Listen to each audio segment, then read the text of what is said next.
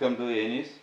The leader కార్యక్రమంలో ఈరోజు మనం వెంకట్రావుపేట సర్పంచ్ నల్మెల రాజు, లక్ష్మీ ప్రాంతిలు మనతో పాటు ఉన్నారు.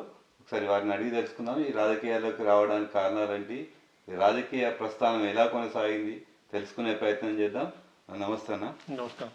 ఎట్లా మీరు ముందుగా రాజకీయాలకు రావడానికి అంటే పొలిటికల్ బ్యాక్గ్రౌండ్ ఉన్నారా, లేకుంటే ఎట్లా? పొలిటికల్ బ్యాక్గ్రౌండ్ అంటే అన్న, మా ఫాదర్ 20 సంవత్సరాల నుంచి కాంగ్రెస్ పార్టీలో అన్అఫిషియల్గానే పనిచేస్తాడు. ఒక 10 ఇయర్స్ ముందు నుంచి బ్లాక్ కాంగ్రెస్ ప్రెసిడెంట్గా కిసాన్ విభాగంలో పనిచేస్తాను. ఈ ప్రేమ్సాగర్ రావు గారి అభిమానం కొద్దీ మేము రాజకీయాల్లోకి రావాల్సి వచ్చింది. నా పేరు నల్మెల రాజు. నేను ఇంటర్మీడియట్ అయ్యి డిగ్రీ మంచిర్యాల వివేకవర్ధి కాలేజీలో చదివే టైంలో మేము బాలాజీ ప్లాస్టిక్ ఇండస్ట్రీ మొదలుపెట్టినాం. ఈ ఇండస్ట్రీ రూట్లో వెళ్ళిపోయినాం కాబట్టి చదువు కూడా అక్కడికి ఆపేసి ఇండస్ట్రీలో కొనసాగినాం. ఇండస్ట్రీ కొనసాగుతూనే సివిల్ కాంట్రాక్టర్గా, క్లాస్ 3 కాంట్రాక్టర్గా పని చేసుకోవడం జరుగుతుంది.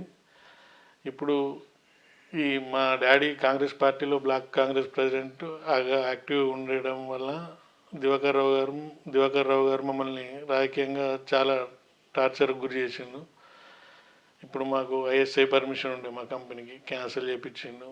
నా క్లాస్ 3 కాంట్రాక్ట్ ఉంటే మొత్తం బ్లాక్ లిస్ట్లో పెట్టేసిండు మాది, ఏ కారణం లేకుండానే.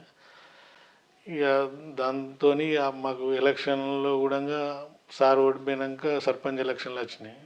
ఇక్కడ అభ్యర్థి కూడా ఎవరు లేకుండే. అభ్యర్థి లేని టైంలో మేము అనుకోకుండా రాజకీయాల్లోకి రావడం జరిగింది. అప్పుడు సర్పంచ్గా పోటీ చేశారు. సర్పంచ్గా అధికార పార్టీ వేరే ఉండే, మీరు ప్రతిపక్ష పార్టీలో పోటీ చేసి సర్పంచ్గా పోటీ చేసినప్పుడు అప్పుడు టీఆర్ఎస్ అధికారంలో ఉండే. ఇక్కడ మాకు వెంకటేష్ అన్న సీనియర్ లీడర్ ఉండే. ఆయన చనిపోవడంతో వాళ్ళ భార్య పోటీ చేసింది, అంకత రాజేశ్వరి. ఇటు లక్ష్మీప్రాంతి పోటీ చేసింది.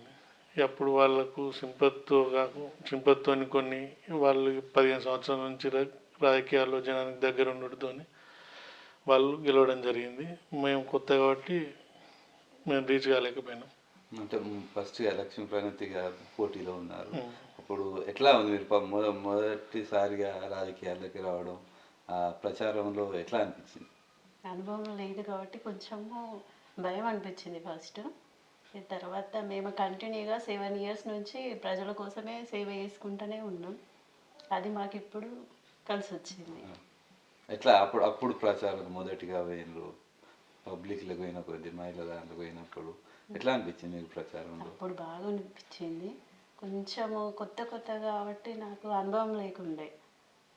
తర్వాత నేర్చుకొని ఈసారి అంటే ఇప్పుడు మీరు అప్పుడు ఒకసారి ఓడిపోయినారు, తర్వాత ప్రజలలోకి ఎట్లా మీరు ప్రతిపక్షంలో ఉన్నారు, అధికార పార్టీ వాళ్ళు ఉన్నారు. అప్పుడు మీకేమైనా ఇబ్బందులు ఏమైనా జరిగినాయి? అప్పుడు మాకు ఆర్థికంగా ఇబ్బందులు అయితే చాలా జరిగినాయి. ఆర్థికంగా కానీ, ఇప్పుడు మెంటల్గా కానీ. ఎందుకంటే అధికార పార్టీ ఉంటే మా ఊర్లో టీఆర్ఎస్ఏ ఎక్కువ. మేము మాతో కొంతమంది కాంగ్రెస్. కాకపోతే ఈ ప్రేమ్సాగర్ రావు గారితో ఉండడం వల్ల, కాంగ్రెస్ పార్టీలో ఉండడం వల్ల కంటిన్యూస్ ప్రోగ్రామ్స్ ఉండడు, నిత్యం జనంకు అందుబాటులో ఉండడు. కరోనా టైంలో కూడా ఈ ప్రతి ప్రోగ్రామ్ సార్ చెప్పే ప్రోగ్రామ్స్ అన్నీ మాకు మా భవిష్యత్తుకు ఉపయోగపడ్డాయి. అంటే మీరు ఈ ఎన్నికల్లో అంటే అధికార పార్టీ టీఆర్ఎస్ ఎక్కువ ఉన్నప్పటికీ కూడా అసలు మీకు మీరు గెలవడానికి ఏం దోహదపడ్డాయి? అంటే దోహదపడు అంటే మేము కంటిన్యూ జనంలో ఉండే అవకాశం ఒకటి వచ్చింది. ఈ ఓడిపోయినాం కాబట్టి అట్లా కొంత ఉంది. మళ్ళీ ఏ టైంలోనైనా కానీ మేము ఖచ్చితంగా ఎవరు పిలిచినా దేనికైనా రెస్పాండ్ అవుతాం. ఈ మామూలుగా ఈ కుల సంఘాలకు కానీ దానికి ఇంకా అధికారంలో లేనప్పుడు కూడా మాతో చేతనైనంత పని మేము చేసి పెట్టడం జరిగింది. బాధలోనైనా మా శుభకార్యాలైనా మేము ప్రతి దాంట్లో పాల్గొన్నాం. అంటే రాజకీయాలు రావాలి, ప్రజలకు సేవ చేయాలనే ఆలోచన మీకు బిజినెస్ మ్యాన్గా ఉన్నారు. ఎట్లా మీకు ఈ ఆలోచన వచ్చిందంటే? మాకు ఆలోచన అంటే సార్ ఎలక్షన్ కోసం మేము వచ్చినాం ఒకటి. రెండవది మాకు అన్ని దారులు దివాకర్ రావు బంద్ చేసింది కాబట్టి ఖచ్చితంగా మేము నిరూపించుకోవాలని మాత్రం పట్టుదల. పట్టుదలతో కంటిన్యూ అయినాం. ఓడిపోయి రాజకీయాలలో ఉండద్దు, ఒకసారి గెలవాలన్న ఆలోచన కొద్దీ మేము ఈ 7 సంవత్సరాల నుంచి పనిచేసుకుంటూ వచ్చినాం. ఈ ఏళ్ళు సక్సెస్ అయినాం. అంటే ఇప్పుడు మీరు సర్పంచ్గా విజయం సాధించడానికి ఏ అంశాలు దోహదపడ్డాయి, ఇక ఎలాంటి అభివృద్ధి చేశారు? గత 7 సంవత్సరాలు 5 సంవత్సరాలు అయితే ప్రేమ్సాగర్ రావు వేవ్ ప్రోగ్రామ్స్, ఈ గవర్నమెంట్ రాకముందు ఆ డిస్కషన్స్ ఇవన్నీ ఉండేవి. ఈ 2 సంవత్సరాలలో మాత్రం గవర్నమెంట్ ద్వారా మా గ్రాఫింగ్ కొద్దిగా పెరిగిందని చెప్పచ్చు. ఎందుకంటే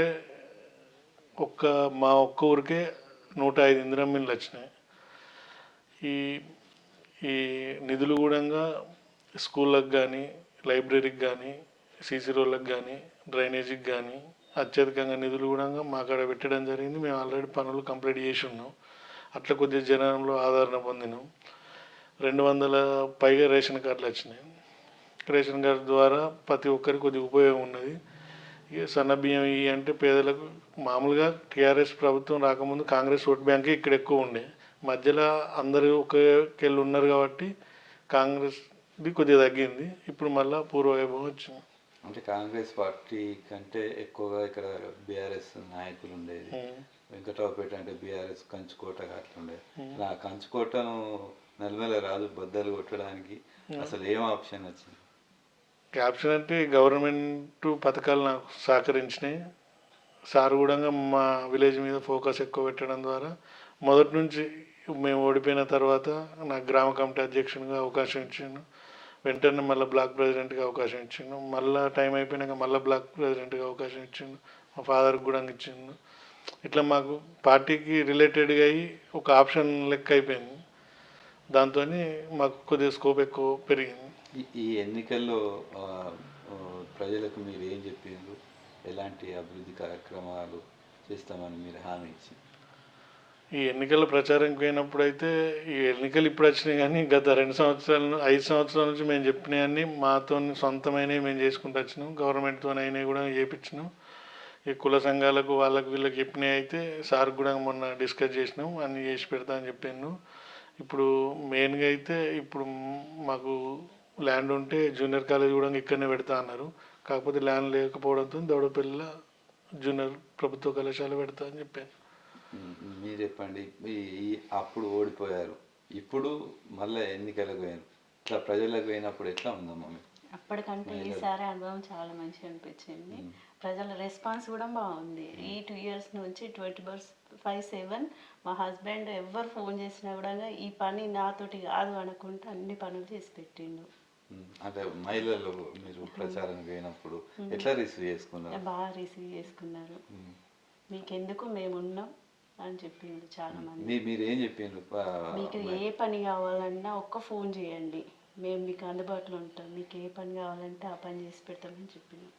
ప్రజలు మీకు ఇంత ఆదరణ ఇవ్వడానికి ప్రభుత్వ పథకాల ఎమ్మెల్యే ప్రేమ్సాగర్ రావు వేసినటువంటి అభివృద్ధి అనుకుంటారు? రెండని చెప్పుకోవచ్చు. ప్రభుత్వ పథకాలు అయితే మా మీద చాలానే ఎఫెక్ట్ చూపెట్టినాయి. ఎందుకంటే లేని వాళ్ళకు సేవ చేయడం ద్వారా మేము ఇప్పుడు సార్ అవకాశం కల్పించిండు, దాన్ని కూడా మేము మిస్యూజ్ చేయలే. ఖచ్చితంగా ఈ పార్టీ ఆ పార్టీ అని చూడకుండా ఎవరు నిజమైన లబ్ధిదారులు ఉన్నారో ఆ ఆప్షన్ మాకే ఇచ్చిండు. మేము సరైన ఎంపిక చేసుకున్నాం. అందరు కూడా మమ్మల్ని ఆదరించాము.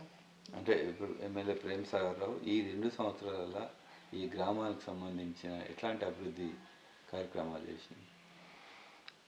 అంటే ఇప్పుడు లైబ్రరీ అయితే చెప్పుకోదగ్గది ఒకటి ప్రత్యేకంగా చేసింది. ఇవైతే జనరల్గా అన్నీ చేసేటి. ఇంకా ఈ స్కూల్లో ఆరో ప్లాంట్ పెడతా అని చెప్పాను. మాకు ఏది అడిగినా కానీ చేసే విధంగానే ఉంది, కానీ పరిస్థితి ఇది కాదు అని మొన్న గెలిచినాక వార్డు మెంబర్లు ఉప సర్పంచ్ మేము వెళ్ళి కలవడం జరిగింది. చెప్పినాం ఈ సమస్యలు ఉన్నాయని చెప్పినప్పుడు సంబంధిత ఆఫీసర్లకు ఫోన్ చేసి అన్నీ రెడీ చేసి పెట్టమన్నారు. ఏది మేము ఎన్ని అడిగినామో అన్నీ ఒక 2 విడతలుగా బడ్జెట్ కేటాయించి పూర్తి చేస్తా అని చెప్పాను. మేము అడిగిన దాంట్లో main central lighting, Indur Pochamma bridge, ఇంక మామూలుగా సీసీ రోడ్లు అంటే ఏ వార్డుకు సంబంధించిన ఆ రోజు అవి పెట్టినాం చెప్పినాం.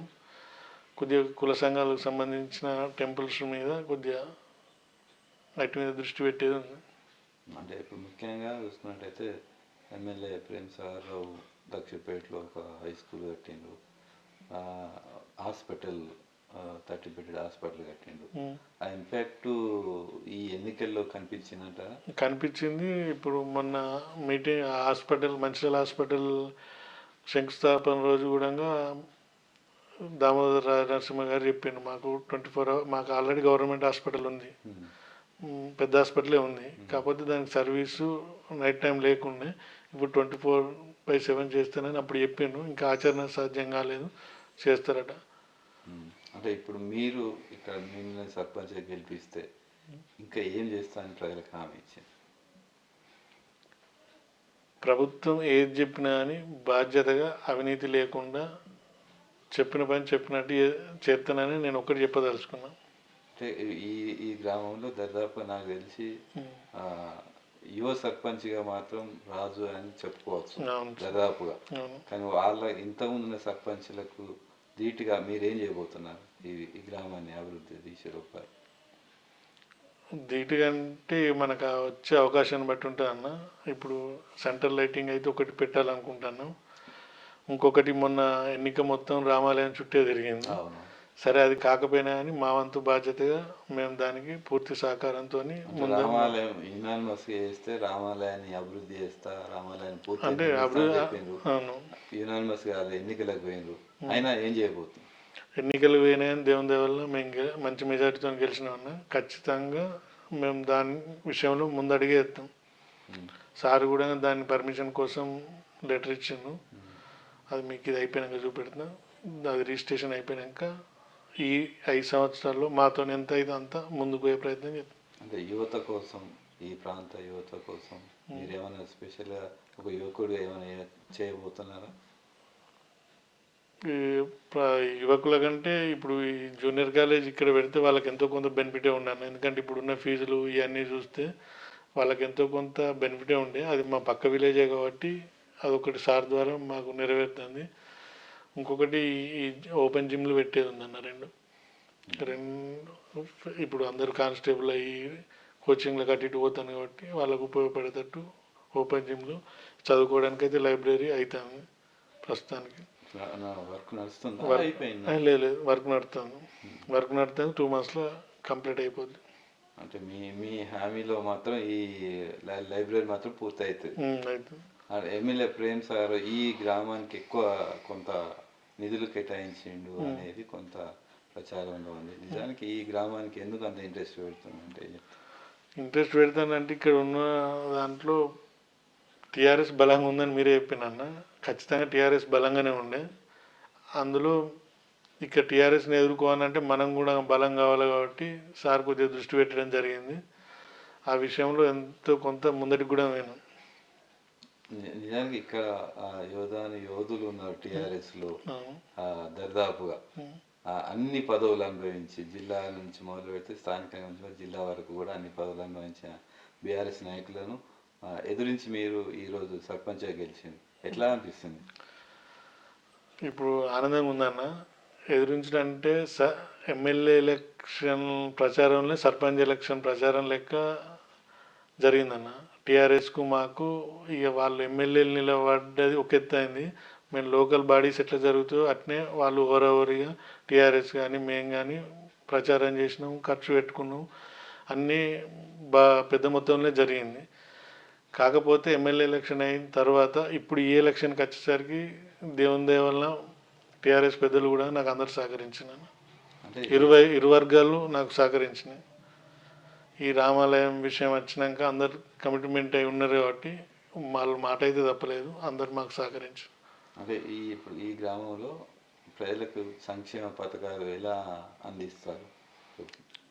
సంక్షేమ పథకాలు అయితే మేము చెప్పుడు కాదన్నా, మీరు పర్సనల్గా కూడా పోయి ఎక్కడన్నా అడగచ్చు. ఖచ్చితంగా లబ్ధిదారులు అర్హులై ఉంటే కంపల్సరీ పార్టీలకు ఖచ్చితంగా మేమైతే చేస్తాను అన్న. ఇప్పుడు సీఎం రిలీఫ్ ఫండ్ అంటే అంతకుముందు ఎక్కువ రాకపోవన్న, మాకు ఇప్పుడు సార్ వచ్చినప్పటి నుంచి మాకు ఇచ్చిన ఒక 1 weekలోనే ఆన్లైన్ అయ్యి హైదరాబాద్ పోయే పరిస్థితి ఉంది. ఎంత వీలైతే అంత తొందర వచ్చే పరిస్థితి ఉంది. కళ్యాణ లక్ష్మిలు కానీ, సీఎం రిలీఫ్ ఫండ్లు కానీ, ఇప్పుడు మాకు ఈ 2 సంవత్సరాలలో 100కు పైగా సీఎం రిలీఫ్ ఫండ్లు వచ్చినాయి, 70కి పైగా కళ్యాణ లక్ష్మిలు వచ్చినాయి. సరే, ఇది ప్రభుత్వంలో భాగంగా కావచ్చు, కానీ దీన్ని శ్రద్ధతో పనిచేసే బాధ్యత మేము తీసుకుంటున్నాం. మా తర్వాత సార్ కూడా తీసుకొని పూర్తి చేస్తాను. ఎట్లా అంటే ప్రజలలో ఇప్పుడు కొత్తగా మీరు సర్పంచ్ అయ్యారు, ఆ ప్రజలలో చూసుకున్నట్టయితే ఎలా ఉందో, ఒక యువకుడు సర్పంచ్ కావడం పట్ల ప్రజలు ఏమనుకుంటున్నారు, ప్రజలకు ఫైనల్గా మీరేం చెప్తారు? వెంకట్రావుపేట ప్రజలకైతే నా చిన్న వయసు అయినా కానీ నా మీద నమ్మకం ఉందన్న. నేను మీటింగ్లలో మాట్లాడినప్పుడు నేను నిజం చెప్తానన్నా అబద్ధం చెప్తానన్నా తర్వాత పరిస్థితి. కాకపోతే నేను చెప్పింది నమ్మే స్థాయికి అయితే నేను వెళ్ళాను. ఈ విషయంలో అయితే నాకు మంచిగా అనిపిస్తాను. నేను తప్పు చెప్పినా ఒప్పు చెప్పిన తర్వాత, కాకపోతే నేను ఏది చెప్పినా నమ్మే పరిస్థితి, వాళ్ళ నమ్మకాన్ని అయితే నేను ఈ 7 సంవత్సరాలలో అయితే చూరుకున్నాను. అంటే ఫైనల్గా వాళ్ళకి ఏం చెప్తారు మీరు? ఇది చెప్పడేం లేదన్న, వాళ్ళకు చేసే పని బాధ్యత కొద్దీ కరప్షన్ లేకుండా చేసే బాధ్యత అయితే నేను తీసుకుంటాను కంపల్సరీ. మీరు ఎప్పుడన్నా మీరు ప్రజలలో ఎదిగిన మహిళలకు ప్రచారానికి పోయినారు, వాళ్ళ ఆదరణ ఎలా ఉంది, మీరు మిమ్మల్ని గెలిపించేందుకు మీరు వాళ్ళకి ఏం చెప్తారు? మమ్మల్ని గెలిపించినందుకు వాళ్ళకి ధన్యవాదాలు చెప్తాను. ఆదరణ చాలా బాగుంది. మేము ఎప్పుడు కానీ ఎవరైనా మా దగ్గరకు వచ్చి ఇది కావాలంటే వెనకడగలేదు, ముందే వాళ్ళకి అన్ని పనులు చేసి పెట్టినాం. ఇప్పటికి కూడా వాళ్ళకి అన్ని పనులు చేస్తాం. Okay, thank you. దానికి ఎమ్మెల్యే ప్రేమ్ సాగర్ చేసినటువంటి సేవా కార్యక్రమాలతో పాటు ఇక్కడ అభివృద్ధి కార్యక్రమాలు కూడా ఈరోజు ఈ వెంకట్రావుపేట సర్పంచ్గా విజయం సాధించడానికి దోహదపడ్డాయి. ఏ గ్రామానికి ఇవ్వనటువంటి ఇందిరమ్మ ఇండ్లు కానీ, సంక్షేమ పథకాలు కానీ ఈ గ్రామానికి ఇచ్చినటువంటి ఎమ్మెల్యే ప్రేమ్ సాగర్కి మాత్రం వెంకట్రావుపేట సర్పంచ్ నల్మేల రాజు కృతజ్ఞతలు తెలుపుతున్నారు. అయినప్పటికీ కూడా ఈ గ్రామాన్ని అన్ని విధాల అభివృద్ధి చేస్తాం, యువత కోసం, యువత అభివృద్ధి చెందడానికి మాత్రం కృషి చేస్తామని చెప్పి, అవినీతి లేని పరిపాలన ఈ 5 సంవత్సరాలు చేసి పేరు నిలబెట్టుకుంటామని చెప్పి మనతో పాటు వెంకట్రావుపేట సర్పంచ్ నల్మేల రాజు తెలిపారు. మరో లీడర్తో మళ్ళీ కలుద్దాం. నమస్కారం.